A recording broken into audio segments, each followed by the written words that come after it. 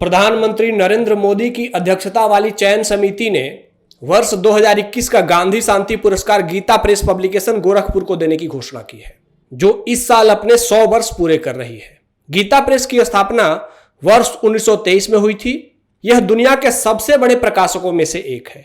Gita press सनातन धर्म की अब तक 15 अलग अलग भाषाओं में 92 करोड़ किताबें छाप चुका है, जो कि एक विश्व रिकॉर्ड है।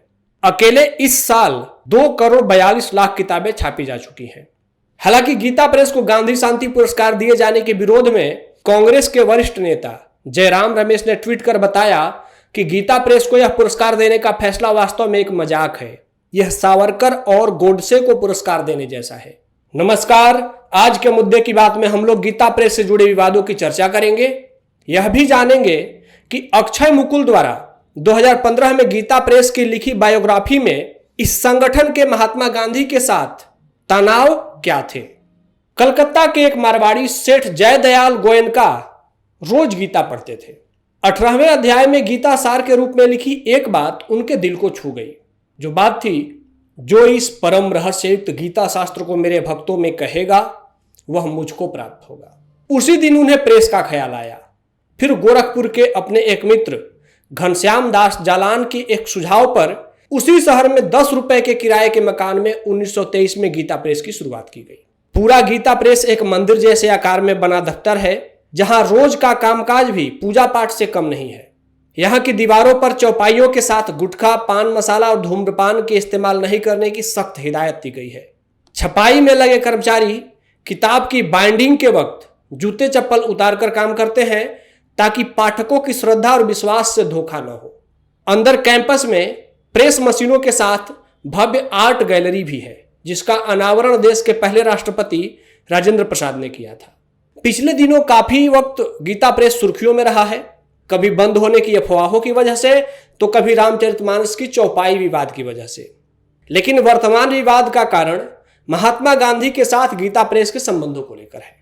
शुरुआत में गीता प्रेस के सह संस्थापक हनुमान प्रसाद पोद्दार के महात्मा गांधी के साथ मधुर संबंध थे, लेकिन बाद में धीरे धीरे संबंधों में गिरावट आती गई। गीता प्रेस की कल्याण पत्रिका ने 1940 के दशक में महात्मा गांधी पर कई बार तीखे लेख लिखे। Gita press and the making of Hindu India के लेखक अक्षय मुकुल के अनुसार 1951-52 में गोविंद वल्लभ पंत हनुमान प्रसाद पोद्दार को भारत रत्न दिलाना चाहते थे, लेकिन जवाहरलाल नेहरू ने उनके इस प्रस्ताव को खारिज कर दिया।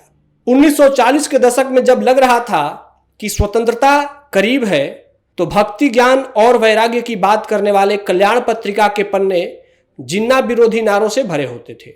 जिन्ना चाहे दे दे जान, नहीं मिलेगा पाकिस्तान, ऐसे नारों से उनके पन्ने रंगे होते थे। अक्षय मुकुल ने अपने पुस्तक में लिखा है, पोद्दार 1926 में जमनालाल बजाज के साथ महात्मा गांधी के पास गए और वह कल्याण पत्रिका के लिए उनका आशीर्वाद लेना चाहते थे। गांधी ने उन्हें 2 बातें कही।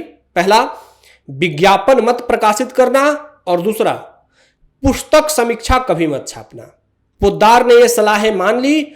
आज भी कल्याण और कल्याण कल्पतरु में न तो विज्ञापन छपता है और न ही पुस्तक समीक्षा छापी जाती है।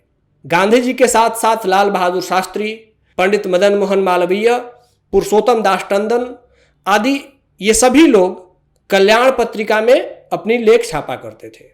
कल्याण किसी भी लेखक को कोई पारिश्रमिक या मानदेय राशि नहीं देता था और आज भी नहीं देता है। गांधी जी और पोद्दार जी में एक परिवार जैसे संबंध थे। हालांकि बाद में हरिजन उद्धार और पूना पैक्ट के मुद्दे पर गांधी और हनुमान प्रसाद पोद्दार के संबंधों में तनाव भी हो गए।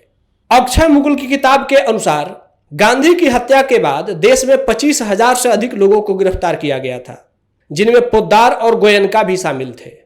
और गिरफ्तारी के बाद गांधी के मित्र, सलाहकार, प्रशंसक और सहयोगी घनश्याम दास बिरला ने पोद्दार और गोयनका का मदद करने से इनकार कर दिया था। अक्षय मुकुल का दावा है कि कल्याण पत्रिका ने गांधी हत्या पर चुप्पी साध ली थी।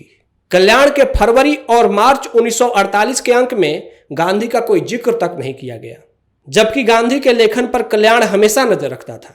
पत्रिका में उस पर चर्चा होती थी। हनुमान प्रसाद पोद्दार भी पहले गांधी के करीबी माने जाते थे।